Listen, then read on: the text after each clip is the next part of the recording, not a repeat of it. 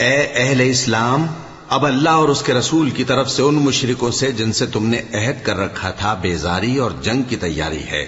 سو مشرکو، تم زمین میں 4 مہینے چل پھر لو اور جان رکھو کہ تم اللہ کو عاجز نہ کر سکو گے، اور یہ بھی کہ اللہ کافروں کو رسوا کرنے والا ہے۔ اور حج اکبر کے دن اللہ اور اس کے رسول کی طرف سے لوگوں کو آگاہ کیا جاتا ہے کہ اللہ مشرکوں سے بیزار ہے اور اس کا رسول بھی۔ اب اگر تم توبہ کر لو تو تمہارے حق میں بہتر ہے، اور اگر نہ مانو تو جان رکھو کہ تم اللہ کو ہرا نہیں سکو گے۔ اور اے پیغمبر، کافروں کو دکھ دینے والے عذاب کی خبر سنا دو۔ البتہ جن مشرکوں کے ساتھ تم نے عہد کیا ہو اور انہوں نے تمہارا کسی طرح کا قصور نہ کیا ہو اور نہ تمہارے مقابلے میں کسی کی مدد کی ہو، تو جس مدت تک ان کے ساتھ عہد کیا ہو اسے پورا کرو، کہ اللہ پرہیزگاروں کو دوست رکھتا ہے۔ پس جب عزت کے مہینے گزر جائیں تو مشرکوں کو جہاں پاؤ قتل کر دو، اور ان کو پکڑ لو اور گھیر لو، اور ہر گھات کی جگہ ان کی طاق میں بیٹھے رہو۔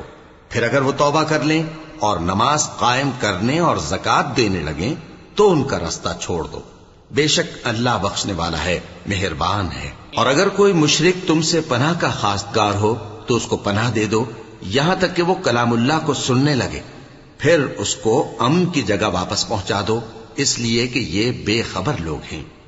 بھلا مشرکوں کے لیے جنہوں نے عہد توڑ ڈالا، اللہ اور اس کے رسول کے نزدیک عہد کیسے قائم رہ سکتا ہے؟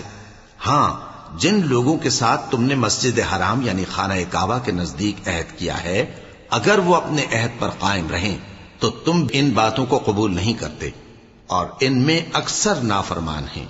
یہ اللہ کی آیتوں کے عوض تھوڑا سا فائدہ حاصل کرتے اور لوگوں کو اللہ کے رستے سے روکتے ہیں۔ کچھ شک نہیں کہ جو کام یہ کرتے ہیں برے ہیں۔ یہ لوگ کسی مومن کے حق میں نہ تو رشتہ داری کا پاس کرتے ہیں نہ عہد کا، اور یہ حد سے تجاوز کرنے والے ہیں۔ اب اگر یہ توبہ کر لیں اور نماز پڑھنے اور زکوٰۃ دینے لگیں تو دین میں تمہارے بھائی ہیں، اور سمجھنے والے لوگوں کے لیے ہم اپنی آیتیں کھول کھول کر بیان کرتے ہیں۔ اور اگر عہد کرنے کے بعد اپنی قسموں کو توڑ ڈالیں اور تمہارے دین میں طعنہ زنی کرنے لگے تو ان کفر کے پیشواؤں سے جنگ کرو، ان کی قسموں کا کچھ اعتبار نہیں ہے، عجب نہیں کہ اپنی حرکات سے باز آ جائیں۔